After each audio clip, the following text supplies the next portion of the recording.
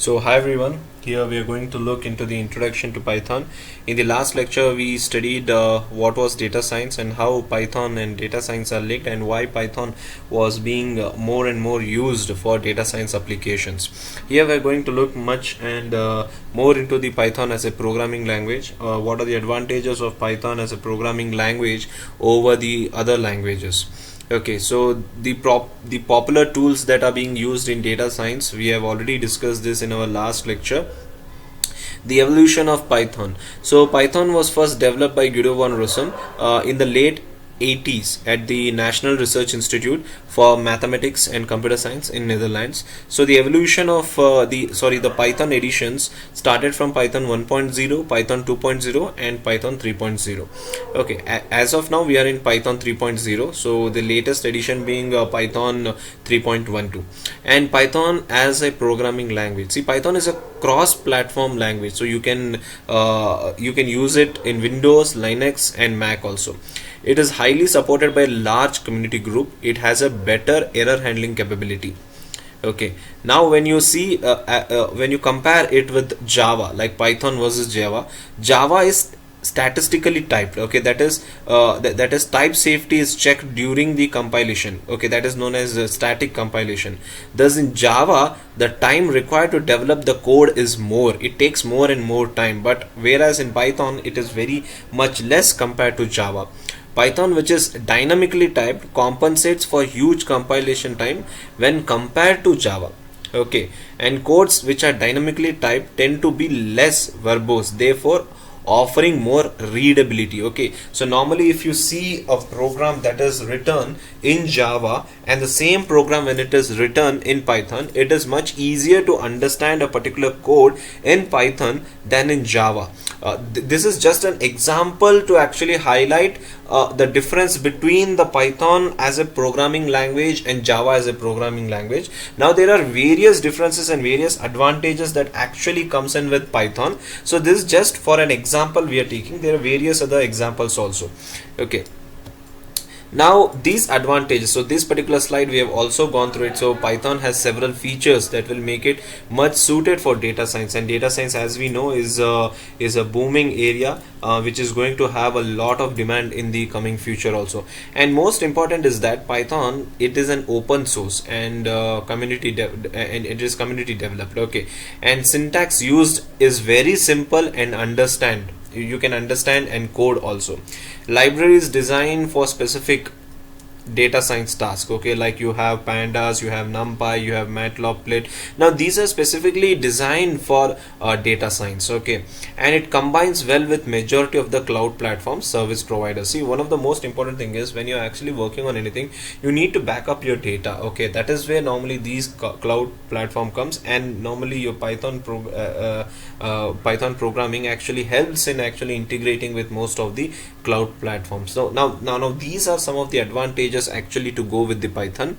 And when it comes to coding environment, normally you can write a software program, okay, using a terminal. Now your terminal is nothing but a command prompt. In the coming lectures I'll also show you how to use actually a command prompt. You can use a text editor, or you can also develop through an integrated development environment. That is what actually IDE stands for, that is integrated development environment. Okay, you're going to hear this IDE much more in the coming slides. Okay, the program needs to be saved in a file with an appropriate extension, that is .py. You need to mention .py, that is very very important, .mat for MATLAB, etc., and can be executed in the corresponding environment. Like if you are using Python, then you can execute it that .py file. If you're using MATLAB, .mat file.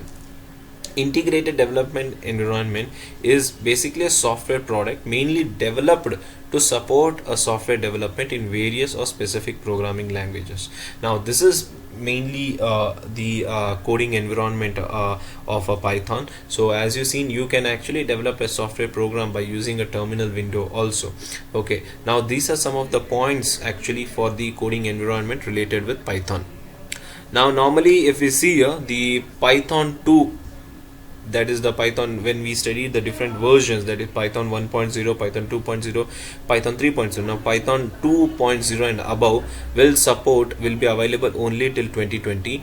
Python 3.x is an enhanced version of 2.x, okay, and will only be maintained from 3.6x post 2020, okay. And installing the basic version of the Python or the online Python console can be done through their main website, that is www.python.org. in that, if you have a tab called as download, there you can download the Python software, okay. So normally once you download, you can actually use the terminal window or the command prompt to normally run the basic commands, like you can print a statement, naming convention for variables and functions and operators. All these things can be actually done through normally terminal window, okay. So we will actually see this in the coming lectures also, how to actually we can use the terminal window to run these specific command, okay. It is actually not necessary, okay, but the advantage is that just by using a terminal window, you can install a module, okay. You can just install any package, okay. You just need to use a pip command, pip install pandas. If you give in the terminal window, it will install the pandas module on your on your system, okay. Like that, there are many things that you can do just through a terminal window. That is the power of actually going with Python.